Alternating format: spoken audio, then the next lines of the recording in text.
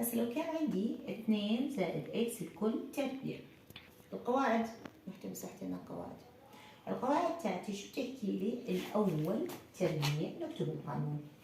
الأول الحد الأول تربيع زائد 2 الحد الأول مضروب بالحد الثاني زائد الحد الثاني تربيع، زائد أو ناقص. على إشارتي هون زائد، إذا راح يكون الحد الأول اللي هو 2 زائد 2 مضروبة بالحد الأول اللي هو 2 مضروبة بالحد الثاني اللي هو إكس زائد إكس تربيع.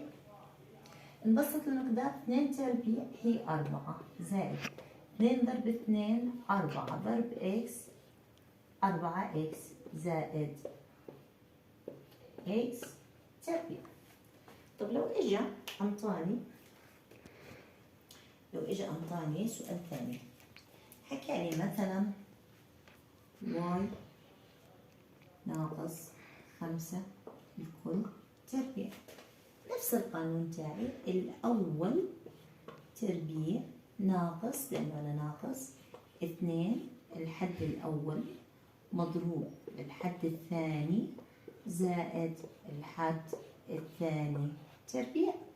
إذا واي تربيع ناقص بتنزل 2 ضرب واي ضرب 5 اللي هي 10 واي زائد الحد الثاني تربيع اللي هو 25.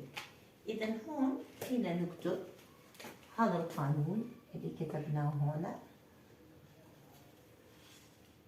رح نكتب لكم إياه هون لأنه بيحل السؤالين.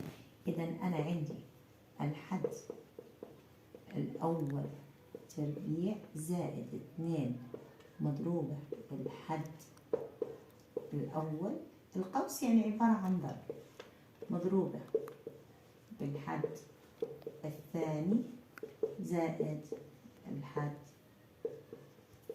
الثاني تربيع. إذا هذا القانون بيشمل هذا السؤال وهذا السؤال.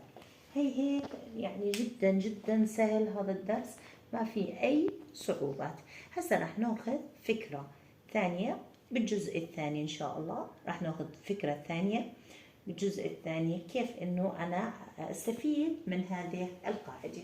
إذا كل مقدار متكون من حدين مرفوع للأس التربيعي بحله على هذا القانون يا ثامن.